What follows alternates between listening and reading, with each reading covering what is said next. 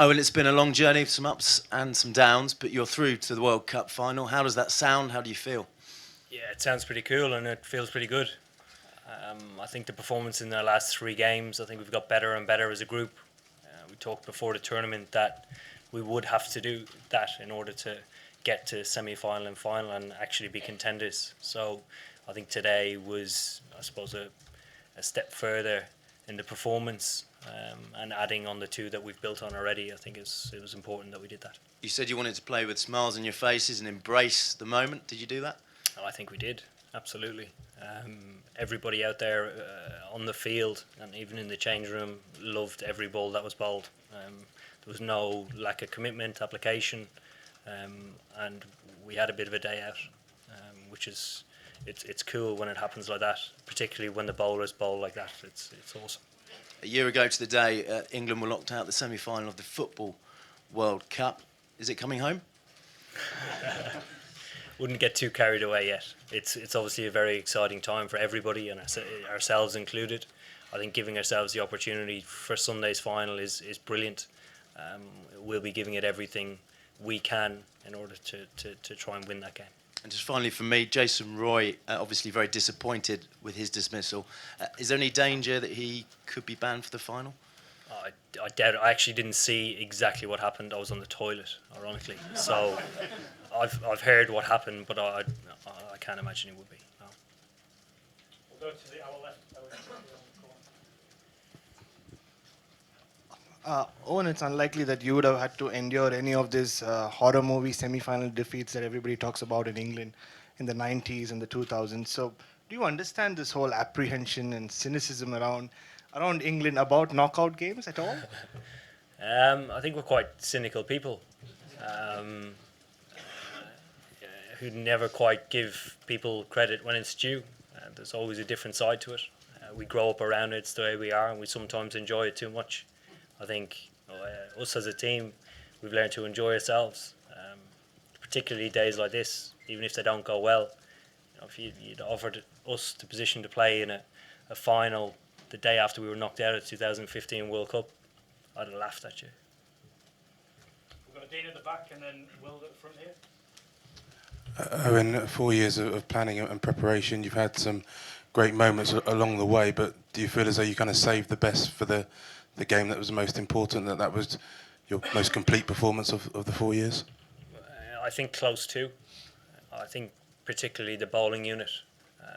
When you perform like that, you continue to take wickets along with a little bit of luck, but we were quite persistent in the lengths that we bowled, stuck to our plans managed to work even when Smith and Carey started to dominate and grow in the partnership that they did. We found something, an opportunity. We didn't drop a catch on Adil, which is great. Allowed him to build momentum and build confidence, and he bowled brilliantly. Will, on the right. Is that the blueprint for how you'd like your team to sort of embrace Sunday? I mean, you lost for toss, but came out and really flew out the blocks and looked like you enjoyed yourself all day. Yeah, absolutely. I think Sunday's not a day to shy away from. It's a day to look forward to, much like today. We've created the opportunity to play in a World Cup final. It'll be a matter of the same. Again, trying to produce everything that we can performance-wise, but enjoy the day. Owen, did Johnny pick up an injury when he was batting, and if so, what was it and how bad is it? Yeah, I'm not sure what it was, but he seemed to move all right after it. So it's not very concerning. I don't think it might be a niggle. We don't know, obviously, until he be scanned. But after it, he seemed to move well. So it's a good sign. Owen, was that the best Adil's bowled in this tournament? And why do you think he hasn't quite had the wickets that we might have expected so far? Yeah, I thought he bowled well against Pakistan up to a period, probably the period where the catch was dropped. That obviously gets you down a little bit as a bowling unit. I don't think we fielded well and supported him within the group. And today I thought we did really well. The pitch offered a little bit, but his variation I thought was brilliant. Right, the final's going to be on free-to-air TV. The whole nation's going to be behind you at last. It feels like. How exciting is that as a personally and as a team? Very cool, particularly given 2005 Ashes for me was sort of the day cricket became cool. throughout the whole summer. The day was on the front and back page of every newspaper going around. Everybody was talking about it, and that is really good for the game. And it's the game I love, so it's great news that it's on free to air. On Adelaide 2015 and now Edgbaston 2019, could you please talk about this turnaround, or I should rather say the renaissance in English white ball cricket in these 4 years, for you as a captain personally and as a team? Yeah, it's been in process for the last 4 years. In 2015, we were way off the mark. We struggled against the top teams and actually the teams that sat below that. So there was quite a drastic change in the way that we played and the way that we looked at playing our 50-over cricket. That has worked out extremely well for us, and given the support that we've had throughout the ECB, the backroom staff, as players, we've taken that, I suppose, as far as we can so far. Television cameras appear to show that in the England dressing room there was a large board with sort of signatures and messages. Were they personalised? Would you be able to talk us through those? Yeah, so I'm trying to think when it was. Before the Pakistan series, myself and the head coach went into the ECB offices and did a live stream Q&A with sort of an internal one with all the ECB staff, either watching online or in a room at one of the Lord's stands. It was an opportunity for us to launch a marketing campaign, answer questions, but also unite us a little bit. 50-over cricket has always taken a back seat to T20 cricket and particularly Test match cricket. So involving everybody, making sure they appreciate the work that they do behind the scenes is extremely important for us, because particularly the social media stuff and all the online stuff, the guys absolutely love it, particularly the young guys. So we launched the Express Yourself campaign that day, and it went really well. Sorry, they gave us the big cardboard cutout of Express Yourself. We signed it, absolutely everybody signed it, and then basically said thank you in their messages and sent a picture, and that will be going back to the ECB offices at the end of the tournament. So it's like a thank you from you and the team to the ECB? Absolutely, yeah. Julian. Yeah. Owen, did you have a chance to see any of them New Zealand's win over India, and what are you expecting from them on Sunday? Yeah, I did. I watched actually most of it right up until I suppose we trained yesterday. A great game of cricket. I thought India were completely done and dusted after the early wickets that New Zealand took. They bowled extremely well and took their opportunities.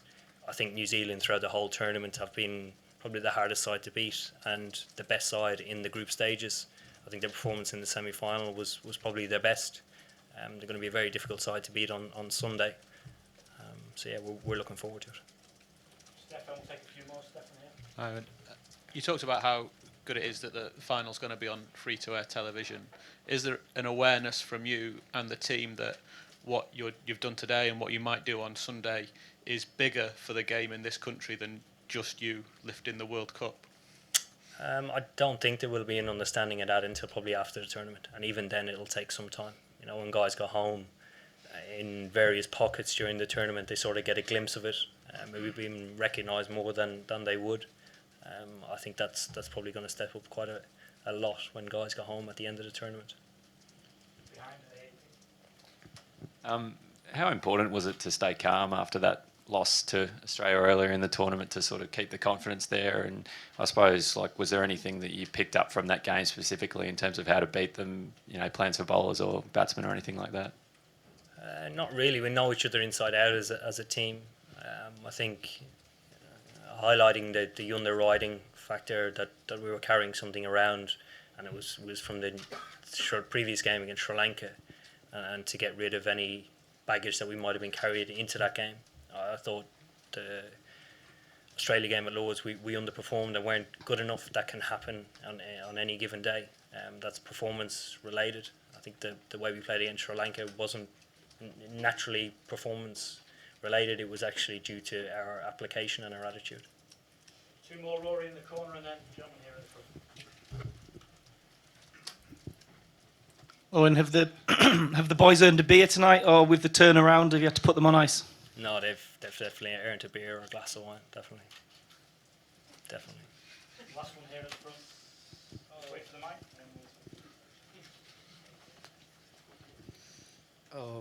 the way you guys thrashed Nathan Lyon and Mitchell Stark, does that give you sort of special satisfaction considering they're top class bowlers who have troubled your team and possibly every team in the world in the past? They're a very strong side with a lot of top class bowlers. Obviously, Stark's had a very good tournament, and Nathan Lyon's an exceptional Test match bowler that can have a good day any day. I think the way that we took advantage of conditions, we batted well on a very good batting wicket, suited us, and we can have bad days where it doesn't come off, but we stuck to the way we play, and that was satisfying. Thank you. Thank you very much. Thank you.